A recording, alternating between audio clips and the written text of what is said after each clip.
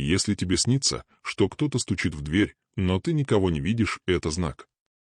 Дверь во сне всегда символизирует границу между мирами, тем, что ты знаешь, и тем, что скрыто. Когда за дверью никого нет, значит, кто-то пытается достучаться не к дому, а к тебе. Иногда это твоя собственная душа, которую ты долго не слушал. Но если стук тревожный, настойчивый, и ты чувствуешь холод или страх, будь осторожен.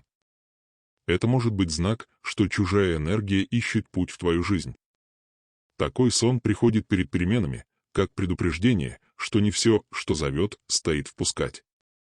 Иногда лучше не открывать.